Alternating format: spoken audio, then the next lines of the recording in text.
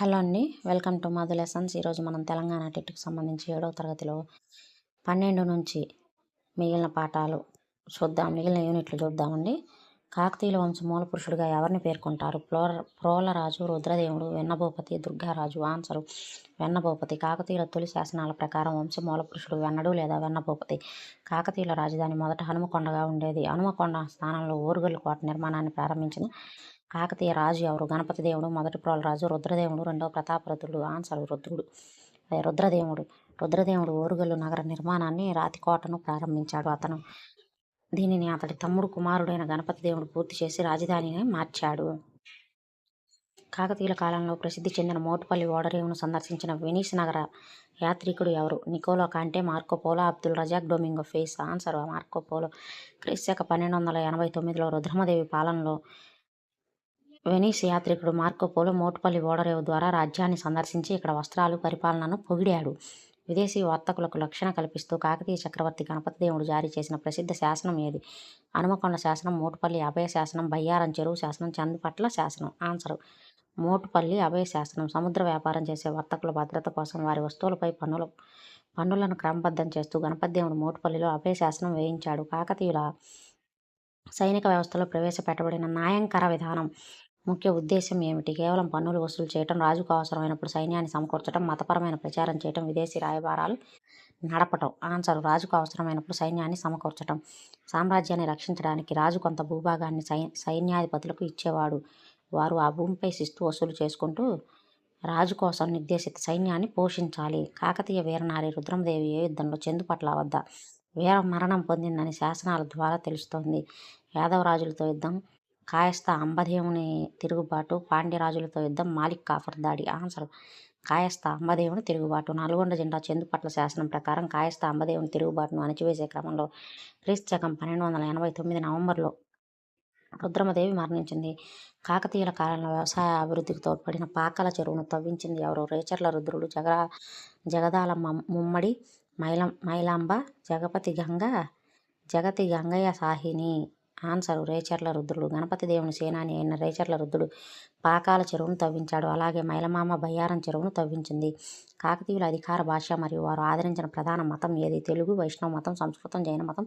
సంస్కృతం మరియు తెలుగు, శైవ మతం, ప్రాకృతం, బౌద్ధ మతం. ఆన్సర్ సంస్కృతం మరియు తెలుగు, శైవ మతం. కాకతీయులు శైవ మతాన్ని, ముఖ్యంగా పాశుపత శైవాన్ని తీవ్రంగా ఆరాధించారు. వారి శాసనాలు సంస్కృతం మరియు తెలుగు భాషలలో ఉన్నాయి. సుప్రసిద్ధ నృత్యగంధమైన నృత్యరత్నావళి రచించిన కాకతీయ సేనాని ఎవరు? జాయాప్ సేనాని, గంగయ్య సాహిని, ప్రసాదిత్యుడు, రేచర్ల ప్రసాదిత్యుడు. ఆన్సరు జాయాప సేనాని.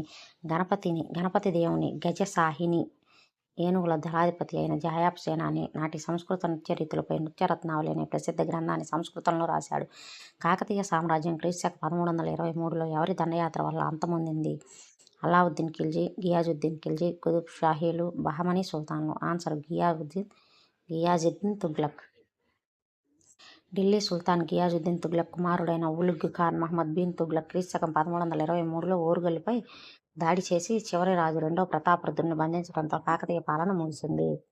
విజయనగర సామ్రాజ్యం క్రీస్తు 1336లో ఏ నది తీరాన స్థాపించబడింది? కృష్ణా, గోదావరి, తుంగభద్ర, కావేరి. ఆన్సర్ తుంగభద్ర నది. హరిహరరాయలు, బుక్కరాయలు అనే అన్నదమ్ములు తమ గురువైన విద్యారణ్య స్వామి ఆశీస్సులతో తుంగభద్ర నదికి దక్షిణాన తీరాన విజయనగర అంటే హంపి సామ్రాజ్యాన్ని స్థాపించారు. విజయనగర సామ్రాజ్యాన్ని పాలించిన వంశాలను సరైన కాలక్రమాన్ని గుర్తించండి. సాలువ, తులువ, సంగమ, ఆరవీడు, సంగమ, సాలువ, తులువ, ఆరవీడు, సంగమ, తులువ, సాలువ, ఆరవీడు, తులువ, సంగమ, సాలుమ, ఆరవీడు. ఆన్సర్ మొదటి సంగమ వంశం, తర్వాత సాలువ వంశం, తర్వాత తులువ వంశం, తర్వాత అరవీడు వంశం. ఇక్కడ సాగుడింతం గుర్తుపెట్టుకోండి. సాకు దీర్ఘమిస్తే సా, ఈ రెండు, తర్వాత తు ఆ. విజయనగరాన్ని మొదట సంగమ వంశం 1336 నుంచి 1485 దాకా, తర్వాత సాలువ వంశం 1485 నుంచి 1505 దాకా, ఆ పైన తులువ వంశం 1505 నుంచి 1570 దాకా, చివరగా అరవీడు వంశం 1570 నుంచి 1646 దాకా పరిపాలించారు. విజయనగర రాజుల కాలంలో సైనిక అధికారులకు జీతాలకు ఇచ్చే బదులుగా భూములను ఇచ్చారు. వీటిని ఏమనేవారు? నాయంకరం, అమరం, ఇక్తా, జాగీర్. ఆన్సరు అమరం. విజయనగరం రాజులు తమ సైన్యాధిపతులకు ఇచ్చిన భూములను అమరం అనేవారు. ఆ అధికారులను అమర నాయకులు అని పిలిచేవారు. వీరు రాజుకు సైనిక సేవ అందించాలి. శ్రీకృష్ణదేవరాయల పరిపాలన కాలం క్రింది దానిలో ఏది? 1509 నుంచి 1529, 1336 నుంచి 1356, 1422 నుంచి 1446, 1565 నుంచి 1585. ఆన్సర్ 1509 నుంచి 1529. తులువ వంశానికి చెందినవాడు. చూడండి, శ్రీకృష్ణదేవరాయలు ఏ వంశానికి చెందినవాడు అనే బిట్ కూడా వచ్చింది. ఇది తులువ వంశానికి చెందినవాడు. తులువ వంశానికి చెందిన శ్రీకృష్ణదేవరాయలు 1509 నుంచి 1529 వరకు పాలించాడు. ఈ కాలంలో తెలుగు సాహిత్యానికి స్వర్ణయుగంగా గుర్తింపు పొందింది. శ్రీకృష్ణదేవరాయలు స్వయంగా సంస్కృతంలో రచించిన నాటకం ఏది? ఆముక్తమాల్యద, జాంబవతి కళ్యాణం, మనుచరిత్ర, పారిజాతాపహరణం. ఆన్సర్ జాంబవతి కళ్యాణం. సంస్కృతంలో చూడండి, ఇక్కడ మనం అంతా పప్పులో కాలేసి ఆముక్తమాల్యద అంటాం. రాయలు ఆముక్తమాల్యదను తెలుగులో రాశాడంట. ప్రబంధం అది. ప్రబంధం ఆముక్తమాల్యద అనేది ప్రబంధం. రాయలు తెలుగులో ఆముక్తమాల్యద ప్రబంధాన్ని, సంస్కృతంలో జాంబవతి కళ్యాణం మరియు ఉషా పరిణయం అనే నాటకాలను రచించాడు. జాంబవతి కళ్యాణము, ఉషా పరిణయం అనేవి నాటకాలంట. విజయనగర రాజ్యాన్ని సందర్శించిన పర్షియా రాయబారి అబ్దుల్ రజాక్ ఎవరి కాలంలో వచ్చాడు? శ్రీకృష్ణదేవరాయలు, మొదటి హరిహర రాయలు, రెండవ దేవరాయలు అంటే ప్రౌఢదేవరాయలు, అచ్యుత దేవరాయలు. ఆన్సర్ రెండవ దేవరాయలు, ప్రౌఢదేవరాయల కాలంలో వచ్చాడు. ఈయన సంగమ వంశపు గొప్ప రాజైన రెండవ దేవరాయల కాలంలో పర్షియా పాలకుడైన షారుఖ్ పంపిన రాయబారి అబ్దుల్ రజాక్ విజయనగరాన్ని సందర్శించి ప్రపంచంలోనే ఇలాంటి నగరం లేదని పొగిడాడు. విజయనగర కాలంలో విదేశాల నుండి భారీగా దిగుమతి చేసుకున్న అత్యంత ముఖ్యమైన వస్తువు ఏది? చైనా పట్టు, అరేబియా గుర్రాలు, సుగంధ ద్రవ్యాలు, ఆఫ్రికా ఏనుగులు. ఆన్సర్ అరేబియా గుర్రాలు. తమ అశ్విక దళాన్ని బలోపేతం చేయడానికి విజయనగరం రాజులు అరేబియా, పర్షియా దేశాల నుంచి పోర్చుగీస్ వర్తకుల ద్వారా గుర్రాలను దిగుమతి చేసుకునేవారు. క్రీస్తు 1565లో విజయనగర సామ్రాజ్య పతనానికి కారణమైన ప్రసిద్ధ యుద్ధం ఏది? ప్లాసీ యుద్ధం, తలకోల యుద్ధం, తల్లికోట యుద్ధం అంటే రాక్షస తంగడి యుద్ధం, పల్నాటి యుద్ధం. ఆన్సర్ తల్లికోట యుద్ధం. జనవరి 23, 1565న బహమనీ సుల్తాన్ల కూటమి విజయనగరం మంత్రి అలియరాయలపై సైన్యానికి మధ్య జరిగిన తల్లికోట రాక్షస తంగడి యుద్ధం విజయనగరం ఓడిపోయి నాశనం అయిపోయింది. విజయనగరం రాజుల కాలంలో నాణేలపై ఎక్కువగా ఉపయోగించిన ప్రముఖ రాజముద్ర ఏది? వరాహము, సింహము, గరుడ, ఎద్దు. ఆన్సర్ వరాహం. విజయనగర రాజులు రాజలాంఛనంగా వరాహనం. అందుకే వారి బంగారు నాణేలను వరహాలు అని పిలిచేవారు. శ్రీకృష్ణదేవరాయల ఆస్థానంలో అష్టదిగ్గజాల్లో అగ్రగణ్యుడు, ఆంధ్ర కవితా పితామహుడు అనే బిరుదు గల కవి ఎవరు? తెనాలి రామకృష్ణుడు, నంది తిమ్మన, అలసాని పెద్దన, దూర్చటి. ఆన్సర్ అలసాని పెద్దన. ఈయన మనుచరిత్ర రచించాడు. ఆంధ్ర కవితా పితామహుడు అనే బిరుదుంది. రాయలు స్వయంగా ఇతని కాలికి గండపేరిండం తొడిగాడు. భారతదేశంలో మొఘల్ సామ్రాజ్య స్థాపకుడు ఎవరు? ఆయన ఏ యుద్ధం ద్వారా అధికారంలోకి వచ్చాడు? మొఘల్ సామ్రాజ్య స్థాపకుడు అక్బర్. హల్దీఘాట్ యుద్ధం, బాబర్ మొదటి పానిపట్టు యుద్ధం, హుమయూన్ చౌసా యుద్ధం, షేర్షా కనౌజ్ యుద్ధం. ఆన్సర్ బాబర్ మొదటి పానిపట్టు యుద్ధం. క్రీస్తు 1526లో జరిగిన మొదటి పానిపట్టు యుద్ధంలో బాబర్ ఢిల్లీ సుల్తాన్ ఇబ్రహీం లోడీని ఓడించి మొఘల్ సామ్రాజ్యాన్ని స్థాపించాడు. అక్బర్ ప్రవేశపెట్టిన మన్సబ్దారీ వ్యవస్థలో జాత్ మరియు సవార్ దేనిని సూచిస్తాయి? శిస్తు పద్ధతి మరియు పంట రకం, వ్యక్తిగత హోదా, జీతం లేదా మరియు గుర్రపు రౌతుల సంఖ్య, మతపరమైన పదవులు, న్యాయాధికారుల హోదాలు. ఆన్సర్ వ్యక్తిగత హోదా, జీతం మరియు గుర్రపు రౌతుల సంఖ్య. జాత్ అనేది ఒక అధికారి యొక్క స్థానాన్ని, జీతాన్ని నిర్ణయిస్తుంది. సవార్ అనేది ఆ అధికారి రాజు కోసం ఎంతమంది గుర్రపు సైనికులను పోషించాలో తెలుపుతుంది. అక్బర్ కాలంలో జప్తీ లేదా బందోబస్తు భూమి శిస్తు విధానాన్ని శాస్త్రీయంగా రూపొందించిన ఆర్థిక మంత్రి ఎవరు? బీర్బల్, అబుల్ ఫజల్, రాజా తోడర్మల్, మాన్సింగ్. ఆన్సర్ రాజా తోడర్మల్. రాజా తోడర్మల్ గత 10 సంవత్సరాల పంట దిగుబడి ధరలను పరిశీలించి భూమిని కొలిచి శిస్తును నిర్ణయించే పద్ధతిని తెచ్చాడు. దీనిని తోడర్మల్ బందోబస్తు అంటారు. అక్బర్ అన్ని మతాలలోనూ మంచి విషయాలతో ప్రవేశపెట్టిన నూతన జీవన విధానం మతం పేరు ఏమిటి? షుల్హీకుల్ దిన్ ఈ ఇలాహీ ఇబాదత్ ఖాన్ మహర్జ్. ఆన్సర్ దిన్ ఈ ఇలాహీ. అక్బర్ ప్రవేశపెట్టిన మతం పేరు దిన్ ఈ ఇలాహీ. క్రీస్తు 1582లో అక్బరు దిన్ ఈ ఇలాహీని ప్రారంభించాడు. దీన్ని స్వీకరించిన ఏకైక హిందూ ప్రముఖుడు బీర్బలు. మొఘల్ చక్రవర్తి అక్బర్ యొక్క జీవిత చరిత్ర, అక్బర్నామా మరియు ఐన్ ఈ అక్బరీ గ్రంథాల రచయిత ఎవరు? బదూని, అబుల్ ఫజల్, ఫైజీ, గుల్బద్దన్ బేగం. ఆన్సరు అబుల్ ఫజల్. అక్బర్ ఆస్థాన కవి నవరత్నాల్లో ఒకరైన అబుల్ ఫజల్ పర్షియన్ భాషలో అక్బర్నామాను రచించాడు. మొఘల్ కాలంలో కేంద్ర ప్రభుత్వంలో సైనిక శాఖను పర్యవేక్షించే అధికారిని ఏమని పిలిచేవారు? దివాను, మీర్ బక్షి, ఖాన్ ఈ సమ్ ఖాజీ. ఆన్సరు మీర్ బక్షి సైనిక నియమాలు, జీతాలు, మన్సబ్దారుల తనిఖీలను చూసుకునేవాడు. దివాన్ ఆర్థిక శాఖను చూసుకునేవాడు. ఏ మొఘల్ చక్రవర్తి కాలంలో చిత్రలేఖనం అత్యున్నత స్థాయికి చేరింది? అక్బరు, జహాంగీరు, షాజహాను, ఔరంగజేబు. ఆన్సరు జహంగీర్ స్వయంగా గొప్ప చిత్రకారుడు మరియు కళా ప్రేమికుడు. ఇతని కాలంలో మొఘల్ చిత్ర కళ స్వర్ణయుగాన్ని చూసింది. షాజహాన్ కాలంలో వాస్తు శిల్పానికి ప్రసిద్ధి. ఆగ్రాలో యమునా నది తీరాన తాజ్మహల్ నిర్మించిన షాజహాన్ దానికి ముఖ్య శిల్పిగా ఎవరిని నియమించాడు? ఉస్తాద్ అహ్మద్ లహోరీ, మీర్ కాసిం, ఇనాయత్ ఖాన్, అబ్దుల్ హమీద్ లహోరీ. ఆన్సర్ ఉస్తాద్ అహ్మద్ లహోరీ. షాజహాన్ తన భార్య ముంతాజ్ మహల్ జ్ఞాపకార్థం నిర్మించిన తాజ్మహల్ ప్రధాన శిల్పి ఉస్తాద్ అహ్మద్ లహోరీ. హిందువులపై మళ్లీ జిజియా పన్నును విధించిన ప్రసిద్ధ మొఘల్ చక్రవర్తి ఎవరు? జహంగీర్, షాజహాన్, ఔరంగజేబ్, బహదూర్ షా. ఆన్సర్ ఔరంగజేబ్. అక్బర్కు రద్దు చేసిన జిజియా పన్నును ఔరంగజేబు క్రీస్తు 1679లో తిరిగి విధించి తీవ్ర వ్యతిరేకతను మూటగట్టుకున్నాడు. మొఘల్ సామ్రాజ్యం బలహీనపడటానికి కారణమైన దక్కన్ విధానం ఏ చక్రవర్తికి సంబంధించింది? అక్బరు, జహంగీర్, ఔరంగజేబు, షాజహాన్. ఆన్సర్ ఔరంగజేబు. ఔరంగజేబు దక్కన్లోని బీజాపూర్, గోల్కొండలను జయించడానికి, మఠాలను అణచడానికి తన జీవితకాలంలో దాదాపు 25 సంవత్సరాలు ఇక్కడే గడిపి సామ్రాజ్య ఆర్థిక వ్యవస్థను నాశనం చేసుకున్నాడు. England Rani Elizabeth I British east India కంపెనీని భారతదేశంలో వ్యాపారం చేయడానికి ఏ సంవత్సరంలో రాయల్ చార్టర్ అనుమతి ఇచ్చింది? 1600 డిసెంబర్ 31, 1608 ఆగస్టు 24, 1615 జనవరి 10, 1651 అక్టోబర్ 20. Answer 1600 December 31. 1600 చివరి రోజున బ్రిటిష్ కంపెనీ తూర్పు దేశాలతో వ్యాపార ఏకాధిపత్యం కల్పిస్తూ రాణి చార్టర్ మంజూరు చేసింది. మొఘల్ చక్రవర్తి జహంగీర్ ఆస్థానాన్ని సందర్శించి వ్యాపార అనుమతులు పొందిన రాయబారి ఎవరు? కెప్టెన్ హాక్సిన్, sir Thomas Munro, Robert Clive, Job Charnock. Answer sir Thomas Munro. 1615లో ఇంగ్లాండ్ రాజు జేమ్స్ I రాయబారిగా వచ్చిన సర్ థామస్ మన్రో జహంగీర్ నుండి మొఘల్ సామ్రాజ్యంలో ఫ్యాక్టరీలు పెట్టుకోవడానికి అధికార అనుమతిని పొందాడు. భారతదేశంలో బ్రిటిష్ రాజకీయ అధికార స్థాపనకు పునాది వేసిన ప్లాసీ యుద్ధం ఎప్పుడు ఎవరెవరి మధ్య జరిగింది? ప్లాసీ యుద్ధం ఎవరెవరి మధ్య జరిగింది? 1764 హెక్టర్ మన్రో మరియు మీర్ కాసిం. 1757 రాబర్ట్ క్లైవ్ మరియు సిరాజ్దౌలా. 1746 డూప్లే మరియు అన్వరుద్దీన్. 1799 వెల్లస్లీ మరియు Tipu Sultan. Answer 1757 Robert Clive మరియు సిరాజుద్దౌలా. 1757 జూన్ 23న జరిగిన ప్లాసీ యుద్ధంలో రాబర్ట్ క్లైవ్ బెంగాల్ నవాబు సిరాజుద్దౌలాను మీర్ జాఫర్ కుట్ర సహాయంతో ఓడించాడు. ఈస్ట్ ఇండియా కంపెనీకి బెంగాల్, బీహార్, ఒడిశా ప్రాంతాల దివానీ హక్కులు కల్పించిన యుద్ధం ఏది? ప్లాసీ యుద్ధం, బక్సార్ యుద్ధం, వందివాసి యుద్ధం, షేరంగిపట్నం యుద్ధం. ఆన్సర్ బక్సార్ యుద్ధం. 1764లో జరిగిన బక్సార్ యుద్ధంలో బ్రిటిష్ వారు మొఘల్ చక్రవర్తి రెండో షా ఆలం కూటమిని ఓడించారు. అనంతరం 1765లో అలహాబాద్ సంధి ద్వారా దివానీ హక్కులు పొందారు. స్వదేశీ సంస్థానాలను బ్రిటిష్ వారి లొంగిపోయేలా చేయడానికి లార్డ్ వెల్లస్లీ ప్రవేశపెట్టిన పద్ధతి ఏది? సైన్య సహకార పద్ధతి, రాజ్య సంక్రమణ సిద్ధాంతం, శాశ్వత భూమి శిస్తు, ద్వంద్వ ప్రభుత్వ విధానం. ఆన్సర్ సైన్య సహకార పద్ధతి. 1798లో వెల్లస్లీ ప్రవేశపెట్టిన ఈ పద్ధతి ప్రకారం స్వదేశీ రాజులు తమ సొంత సైన్యాన్ని రద్దు చేసుకుని బ్రిటిష్ సైన్యాన్ని పోషించాలి. దీనిపై సంతకం చేసిన మొదటి పాలకుడు హైదరాబాద్ నిజాం. వారసులు లేని స్వదేశీ సంస్థానాలను ఆక్రమించడానికి లార్డ్ డెల్హౌసీ ప్రవేశపెట్టిన వివాదాస్పద వివాదం ఏది?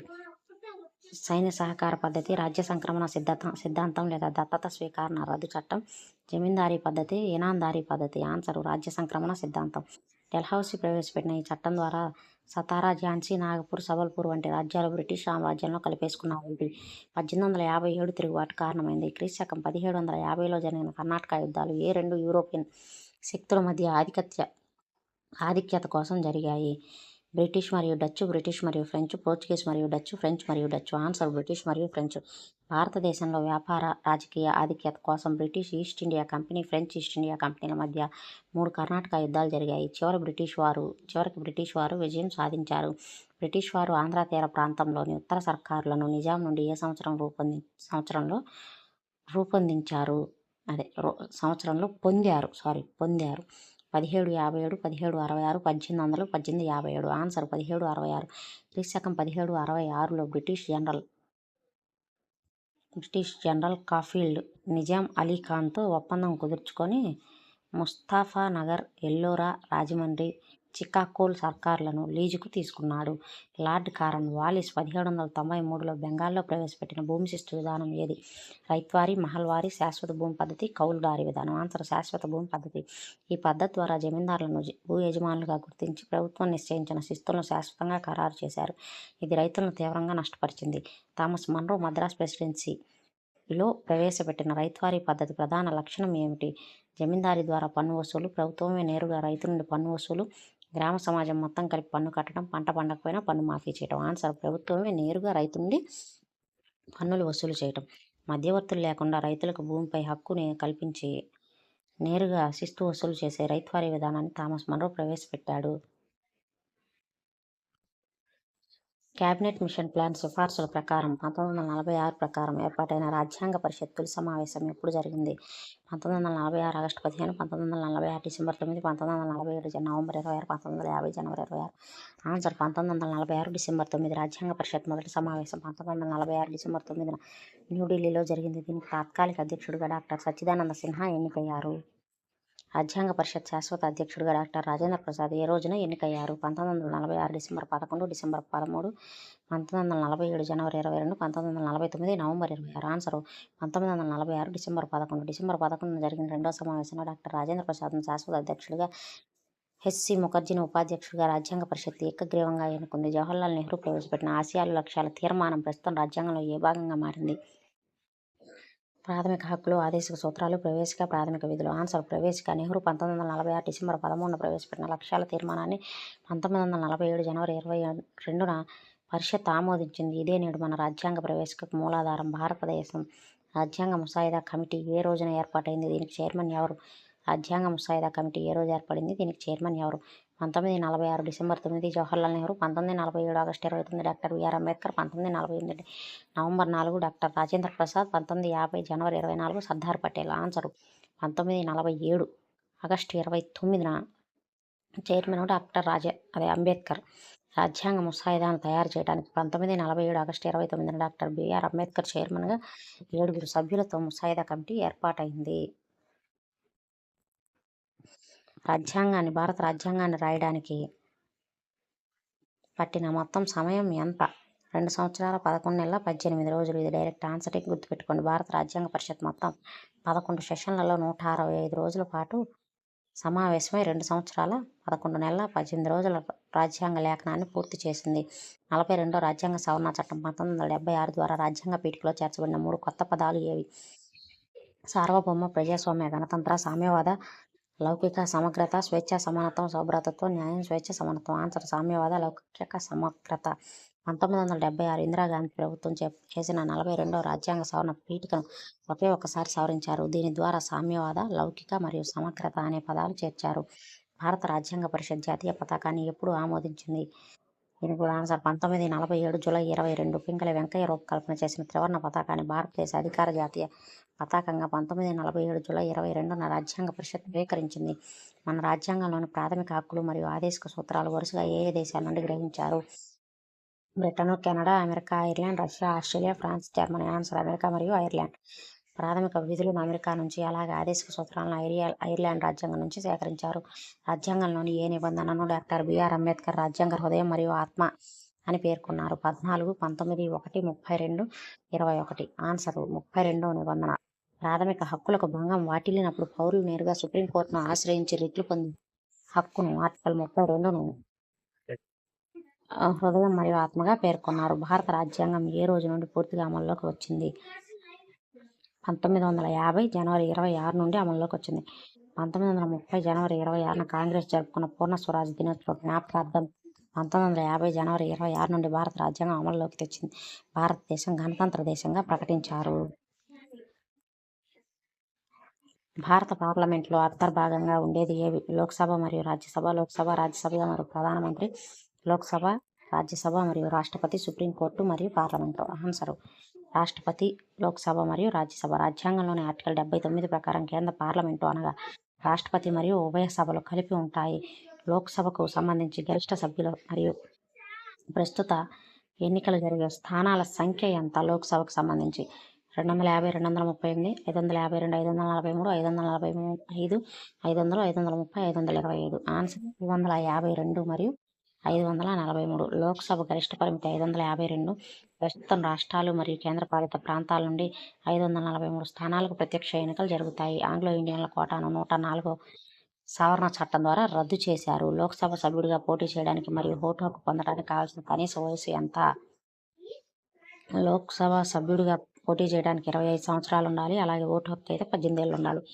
లోక్సభలో పోటీ చేయాలంటే 25 ఏళ్ళు నిండి ఉండాలి. ఇది 61వ రాజ్యాంగ సవరణ ద్వారా 1988 ప్రకారం ఓటు హక్కును 21 నుంచి 18 ఏళ్ళకు తగ్గించారు. రాజ్యసభ అనేది శాశ్వత సభ అయితే దాని సభ్యుల పదవీ కాలం ఎంత? రాజ్యసభ అనేది శాశ్వత సభ అయితే దీని సభ్యుల పదవీ కాలం ఎంత?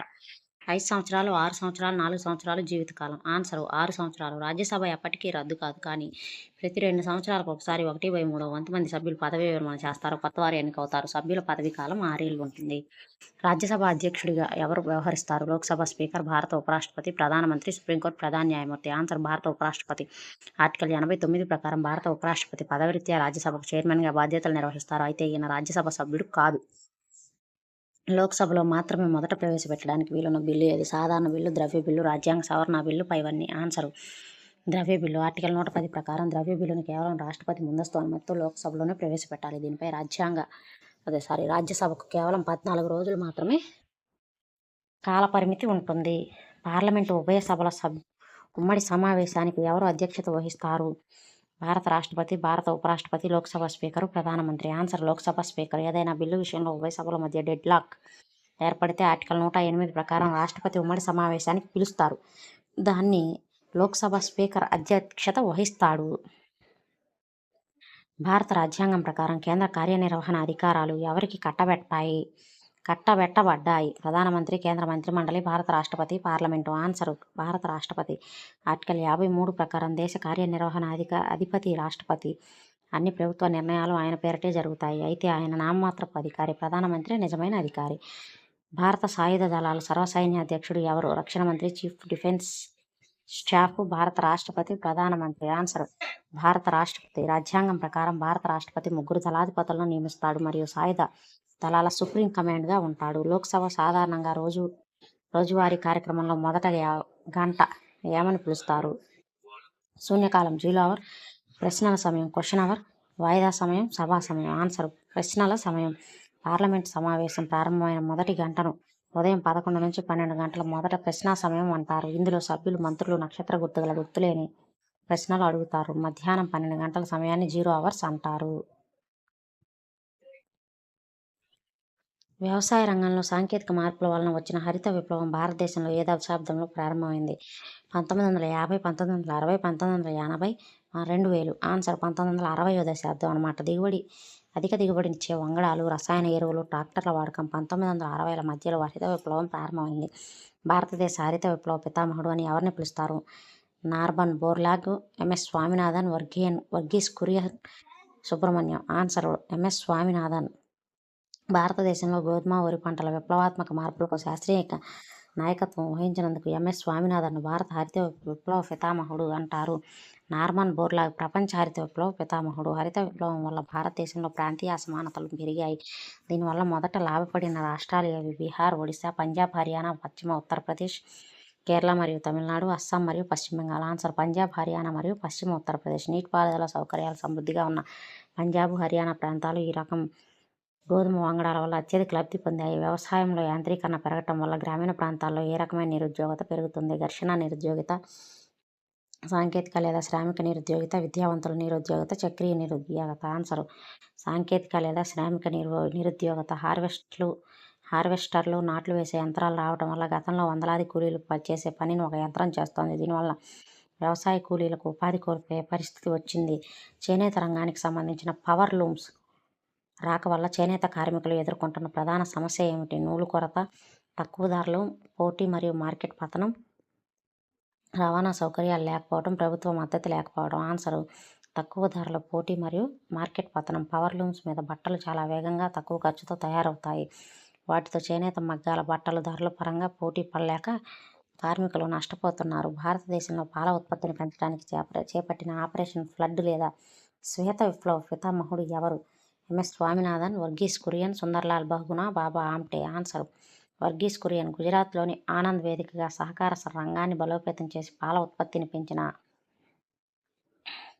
వర్గీస్ కురియన్ శ్వేత విప్లవ పితామహుడు అంటారు. చిన్న మరియు ఉపాంత రైతులు సాంకేతిక పరిజ్ఞానాన్ని ఉపయోగించుకోవడానికి ప్రభుత్వం ఏర్పాటు చేసిన సేవా కేంద్రాలు ఏవి? రైతు బజార్లు, కస్టమ్స్ హైరింగ్ కేంద్రాలు, ప్రాథమిక ఆరోగ్య కేంద్రాలు, నాబార్డ్ కేంద్రాలు. ఆన్సర్ కస్టమ్స్ హైరింగ్ కేంద్రాలు. ట్రాక్టర్లు, హార్వెస్టర్లు కొనే శక్తి లేని చిన్న రైతులకు తక్కువ అద్దెకు వ్యవసాయ యంత్రాలను అందించేందుకు ప్రభుత్వం కస్టమ్స్ హైరింగ్ కేంద్రాలను ఏర్పాటు చేసింది. భూగర్భ జలాలు మితిమీరిన వినియోగానికి దారితీసిన ఆధునిక వ్యవసాయ సాంకేతికత ఏది? కాలువల ద్వారా నీటిపారుదల, సబ్మెర్సిబుల్ బోర్వెల్స్ మరియు మోటార్లు. బిందు సేద్యము, సేంద్రీయ వ్యవసాయం. ఆన్సర్ సబ్మెర్సిబుల్ బోర్వెల్స్ మరియు మోటార్లు. భూగర్భంలో వందల అడుగుల లోతులో నీటిని తోడే హై పవర్ మోటార్ సాంకేతికత వల్ల దేశవ్యాప్తంగా భూగర్భ జలాలు ప్రమాదకర స్థాయికి పడిపోతున్నాయి. సమాచార సాంకేతిక పరిజ్ఞానం గ్రామీణ జీవనోపాధుల్లో ఏ విధంగా సహాయపడుతుంది? కేవలం వినోదం అందించటము. ఈనామ్ ద్వారా ఆన్లైన్ పంటల మార్కెటింగ్ మరియు వాతావరణం. విదేశీ ప్రయాణాలు కల్పించడం. భూముల ఉచిత పంపిణీ. ఆన్సర్ ఈనామ్ ద్వారా ఆన్లైన్ పంటలు మార్కెటింగ్ మరియు వాతావరణ సమాచారము. నేషనల్ అగ్రికల్చర్ మార్కెట్, ఈనామ్ వంటి పోర్టల్స్ ద్వారా రైతులు తమ పంటను దేశంలో ఎక్కడైనా ఆన్లైన్లో వేలంలో లాభసాటి ధరకు అమ్ముకునే సాంకేతికత లభించింది. హరిత విప్లవంలో విపరీతంగా వాడిన రసాయన ఎరువులు, పురుగు మందుల వల్ల భూమి ఎదుర్కొంటున్న ప్రధాన పర్యావరణ సమస్య ఏమిటి? భూసార క్షీణత మరియు లవణీయత పెరగటం, అడవులు పెరగటం, వర్షాలు విపరీతంగా కురవటం, భూకంపాలు రావటం. ఆన్సర్ భూసార క్షీణత మరియు లవణీయత పెరగటం. దీర్ఘకాలం పాటు రసాయనాలు వాడటం వల్ల మట్టిలో సహజ సూక్ష్మజీవులు చనిపోయి భూమి చౌడు భూమిగా మారుతోంది. ప్రపంచ ఆరోగ్య సంస్థ ప్రకారం ఆరోగ్యం అనగా ఏమిటి? కేవలం వ్యాధులు లేకుండా ఉండటం. శారీరక, మానసిక, సామాజిక శ్రేయస్సు కలిగిన పరిపూర్ణ స్థితి. కేవలం మంచి ఆహారం తినటం, ఆసుపత్రికి వెళ్లకుండా ఉండటం. ఆన్సర్ శారీరక, మానసిక మరియు సామాజిక శ్రేయస్సు కలిగిన పరిపూర్ణ స్థితి. WHO నిర్వచనం ప్రకారం ఆరోగ్యం అంటే కేవలం రోగం లేకపోవటం కాదు, మనిషి శారీరకంగా, మానసికంగా సమాజంలో సంతోషంగా ఉండటం. భారతదేశంలో గ్రామీణ స్థాయి ప్రాథమిక వైద్య సేవలు అందించడానికి ఏర్పాటైన కేంద్రాలను ఏమంటారు? ఏరియా ఆసుపత్రులు, PHC, నిమ్స్, కార్పొరేట్ కేంద్రాలు. ఆన్సర్ PHC ప్రాథమిక ఆరోగ్య కేంద్రాలు. ప్రతి 30,000 మంది గ్రామీణ జనాభాకు ఒక ప్రాథమిక ఆరోగ్య కేంద్రం మరియు దాని కింద సబ్ సెంటర్లు ఉండి ఉచిత ప్రాథమిక చికిత్సా టీకాలు అందిస్తాయి. మన దేశంలో ఆరోగ్య రక్షణ రంగం ప్రధానంగా ఏ 2 విభాగాలుగా విభజించబడింది? ప్రభుత్వ మరియు ప్రైవేట్ ఆరోగ్య సేవలు, పట్టణ మరియు విదేశీ సేవలు, ఆయుర్వేదం మరియు హోమియోపతి, ఉచితం, కేవలం ఉచిత మరియు చెల్లింపు సేవలు. ఆన్సర్ ప్రభుత్వ మరియు ప్రైవేట్ ఆరోగ్య సేవలు. ప్రభుత్వ నిధులతో నడిచే ఉచిత ఆసుపత్రులు మరియు లాభాపేక్షతో వ్యక్తులు, కంపెనీలు నడిపే కార్పొరేట్ ఆసుపత్రులు అనే 2 రకాలుగా ఉన్నాయి. భారతదేశంలో ప్రైవేటు వైద్య రంగం వేగంగా పెరగడానికి మరియు సాధారణ ప్రజలకు భారం కావడానికి కారణం ఏమిటి? ప్రభుత్వ ఆసుపత్రుల్లో ఆధునిక వసతుల కొరత మరియు ప్రైవేట్ రంగంలో లాభార్జన ధోరణి. ప్రైవేట్ వైద్యం చౌకగా ఉంటుంది. ప్రభుత్వ వైద్యులు జీతాలు లేకపోవడం, ప్రజల రోగాలను ఇష్టపడటం. ఆన్సర్ ప్రభుత్వ ఆసుపత్రుల్లో ఆధునిక వసతుల కొరత మరియు ప్రైవేట్ రంగంలో లాభార్జన ధోరణి. ప్రభుత్వ వైద్య రంగంపై బడ్జెట్ కేటాయింపులు తక్కువగా ఉండటం వల్ల పేదలు కూడా అప్పులు చేసి ప్రైవేట్ ఆసుపత్రులకు వెళ్లవలసి వస్తోంది. తెలంగాణ ప్రభుత్వం ప్రసిద్ధి ఉచిత అత్యవసర అంబులెన్స్ సేవల నెంబర్ ఏది? 100, 108, 104, 1898. ఆన్సర్ 108. ప్రమాదాలు లేదా అత్యవసర వైద్య సహాయం కోసం ఉచితంగా క్షణాల్లో స్పందించే వాహన సేవ 108 GVK-EMRI. 104 అనేది గ్రామీణ సంచార వైద్య సేవ. నీటి ద్వారా వ్యాపించే అంటువ్యాధులకు ఉదాహరణ క్రింది వానిలో ఏది? క్షయ, కలరా, టైఫాయిడ్ మరియు విరోచనాలు. Malaria, COVID-19. ఆన్సర్ కలరా, టైఫాయిడ్ మరియు విరోచనాలు. కలుషితమైన తాగునీరు, ఆహారం తీసుకోవడం వల్ల కలరా, గ్యాస్ట్రోఎంటరైటిస్, జాండీస్, టైఫాయిడ్ వంటి వ్యాధులు సులభంగా వ్యాపిస్తాయి.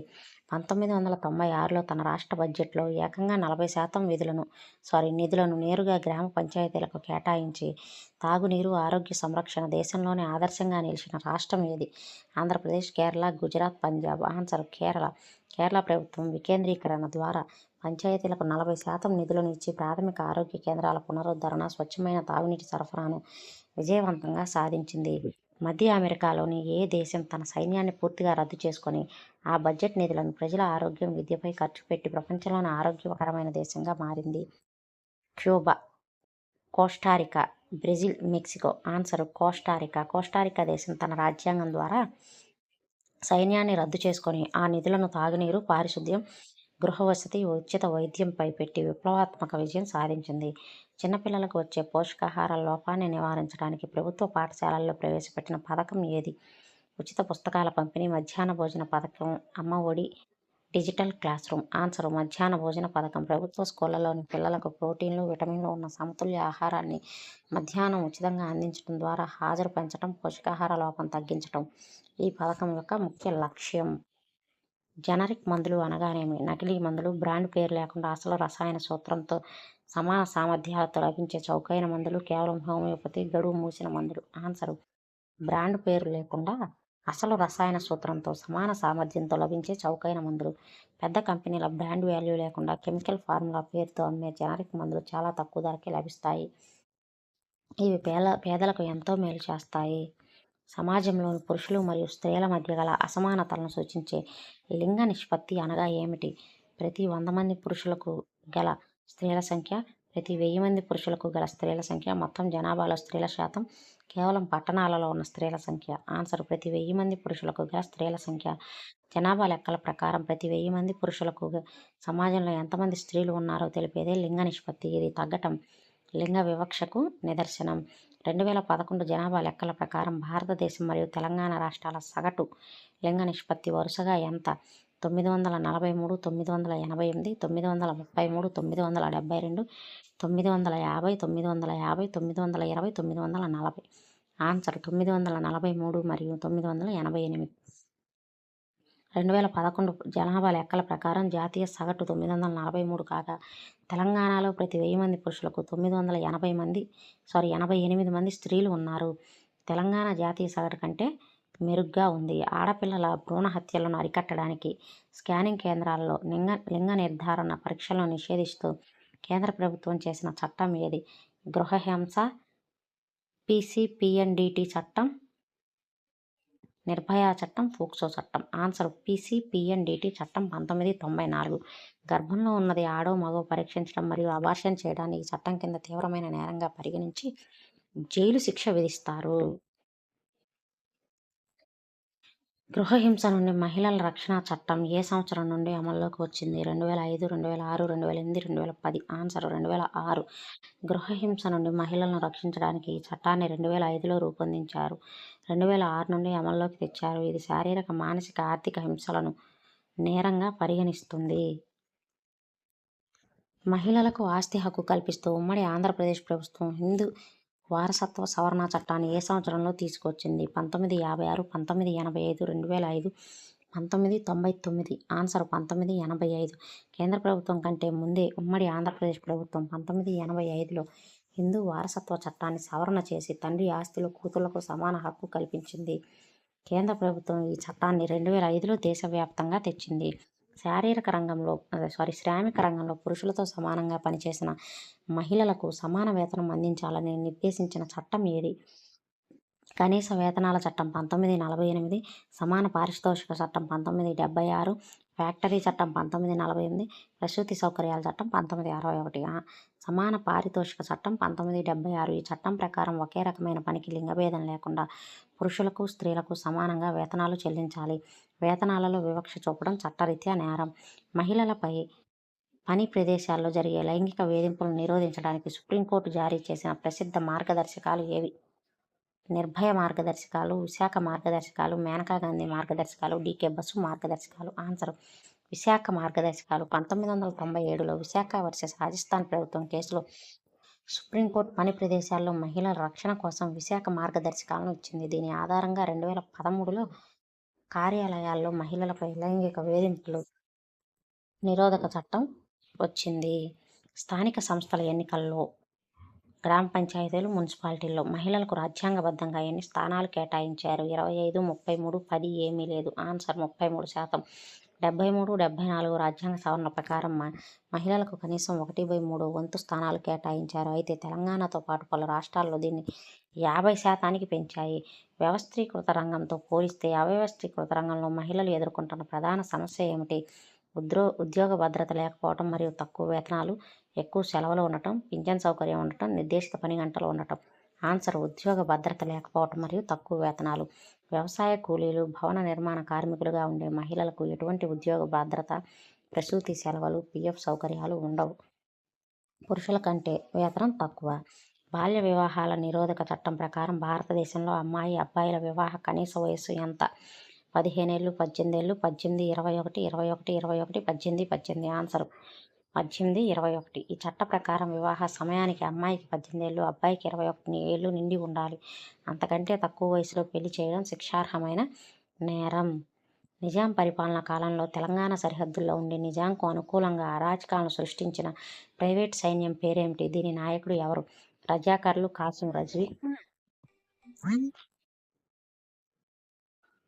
దేశ్ముఖ్లు, రాపాక రామచంద్రారెడ్డి, రోహిల్లాలు, అఫ్జల్ ఉద్దౌలా, మన్సబ్దార్లు, మీన్ ఉస్మాన్ అలీ ఖాన్. ఆన్సర్ రజాకర్లు, కాసిం రజ్వీ. మజ్లిస్ పార్టీ అధ్యక్షుడైన కాసిం రజ్వీ నాయకత్వంలో రజాకార్లు అనే సాయుధ దళం ఏర్పాటై నిజాంకు వ్యతిరేకంగా పోరాడుతున్న తెలంగాణ ప్రజలపై ఘోరమైన దాడులు చేసింది. విష్ణూర్ జమీందార్ అరాచకాలకు వ్యతిరేకంగా పోరాడి తన భూమిని కాపాడుకొని తెలంగాణ సాయుధ పోరాటాల్లో అద్భుత స్ఫూర్తిని నింపిన వీర నారి ఎవరు? సరోజినీ నాయుడు, చాకలి ఐలమ్మ, ఆరుట్ల కమలాదేవి, మల్లు స్వరాజ్యం. ఆన్సర్ చాకలి ఐలమ్మ. జనగామ ప్రాంతానికి చెందిన చాకలి ఐలమ్మ తన కౌలు భూమిలోని పంటను జమీందారీ గూండాలు తీసుకెళ్లకుండా ఆంధ్ర మహాసభ కమ్యూనిస్టుల సహాయంతో ఎదురొడ్డి నిలిచింది. ఇది సాయుధ పోరాటానికి ఊపినిచ్చింది. నిజాం నిరంకుశత్వాన్ని వ్యతిరేకంగా హైదరాబాద్ స్టేట్ కాంగ్రెస్ తరపున సత్యాగ్రహం చేసి జైలుకు వెళ్లిన ప్రముఖ నాయకుడు మరియు స్వతంత్ర తెలంగాణ మొదటి ముఖ్యమంత్రి ఎవరు? కొండా లక్ష్మణ్ బాపూజీ, బూర్గుల రామకృష్ణారావు, మర్రి చెన్నారెడ్డి, కె చంద్రశేఖరరావు. ఆన్సర్ బూర్గుల రామకృష్ణారావు. బూర్గుల రామకృష్ణారావు జాతీయ ఉద్యమంలో చురుగ్గా పాల్గొన్నారు. హైదరాబాద్ రాష్ట్రం భారతదేశంలో విలీనమయ్యాక 1952లో జరిగిన మొదటి ఎన్నికల్లో ఈయన ముఖ్యమంత్రిగా అయ్యారు. ఆది హిందూ ఉద్యమాన్ని స్థాపించి దళితుల విద్యాభివృద్ధి, సామాజిక చైతన్యం కోసం నిజాం కాలంలోనే ఎనలేని కృషి చేసిన తెలంగాణ తొలితరం దళిత నాయకుడు ఎవరు? భాగ్యరెడ్డి వర్మ, శ్యామ్ సుందర్, ఈశ్వరీబాయి, అరిగె రామస్వామి. ఆన్సర్ భాగ్యరెడ్డి వర్మ. భాగ్యరెడ్డి వర్మ 1911లో మన్య సంఘం స్థాపించారు. దళితులు ఆది హిందువులుగా పిలవాలని నిజాంను ఒప్పించారు. అనేక పాఠశాలలు స్థాపించారు. తెలంగాణ గిరిజనుల హక్కుల కోసం జల్ జంగల్ జమీన్, నీరు, అడవి, భూమి అనే నినాదంతో జాబేజియరి అడవుల్లో నిజాం సైన్యంతో పోరాడి అమరుడైన వీరుడు ఎవరు? రామ్జీ గోండ్, కొమరం భీం, బిర్సా ముండా, అల్లూరి సీతారామరాజు. ఆన్సర్ కొమరం భీం. కొమరం భీం ఆసిఫాబాద్ పరిసరాల్లో గిరిజనులపై జరుగుతున్న అటవీ పన్నులు, బంబ్రామ్ దోపిడీకి వ్యతిరేకంగా పోరాడి 1940 అక్టోబర్లో జాబేజరీ వద్ద నిజాం పోలీసుల చేతిలో తుపాకీ కాల్పుల్లో మరణించాడు. తెలంగాణ సాయుధ పోరాట కాలంలో ప్రజలను చైతన్యపరచడానికి ఉపయోగపడిన ప్రసిద్ధ విప్లవాత్మక నాటకం మా భూమి రచయిత ఎవరు? సుద్దాల హనుమంత్ మరియు గద్దర్, శుంకరం సత్యనారాయణ రెడ్డి, వాసిరెడ్డి భాస్కర్రావు, కాళోజీ నారాయణరావు, దాశరథి కృష్ణమాచార్య. ఆన్సర్ శుంకర సత్యనారాయణ మరియు వాసిరెడ్డి భాస్కర్రావు. మా భూమి నాటకం మరియు సామాజిక అణచివేతను కళ్ళకు కట్టింది. ఈ నాటకాన్ని ప్రజల నాట్యమండలి ఆధ్వర్యంలో వేలాది ప్రదర్శనలు ఇచ్చారు. నా గొడవ అనే కవితా సంపుటి ద్వారా నిజాం అరాచకాలను ఎండగట్టిన ప్రజాకవి మరియు తెలంగాణ భాషా దినోత్సవం ఎవరి జయంతి జ్ఞాపకార్థం జరుపుకుంటారు? దాశరథి కృష్ణమాచార్య, కాళోజీ నారాయణరావు, సినారె, పల్లా దుర్గయ్య. ఆన్సర్ కాళోజీ నారాయణరావు. ప్రజాకవి కాళోజీ నారాయణరావు జయంతి అయిన సెప్టెంబర్ 9న తెలంగాణ ప్రభుత్వం తెలంగాణ భాషా దినోత్సవంగా అధికారికంగా ప్రకటించింది.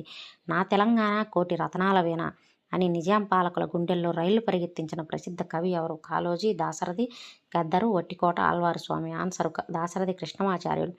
నిజాం జైలు గోడలపై బొగ్గుతో కవిత్వం రాసిన ధీరుడు దాశరథి. ఈయన రాసిన రుద్రవీణ కావ్యం ఎంతో ప్రసిద్ధి చెందింది. ఈయన నిజాం వ్యతిరేక ఉద్యమాల్లో చురుగ్గా పాల్గొన్నారు. తెలంగాణ సాయుధ పోరాటాన్ని విరమింపజేస్తూ కేంద్ర ప్రభుత్వం చేపట్టిన ఏ సైనిక చర్య ద్వారా హైదరాబాద్ రాష్ట్రం భారతదేశంలో విలీనమైంది? Operation Vijay, operation polo, operation blue star, operation thunderbolt. Answer operation polo. 1948 September 13న భారత సైన్యం ఆపరేషన్ పోలో పేరిట హైదరాబాద్ పైకి వచ్చి సెప్టెంబర్ 17న నిజాంను లొంగిపోయేలా చేసింది. దీంతో హైదరాబాద్ ఇండియాలో కలిసింది.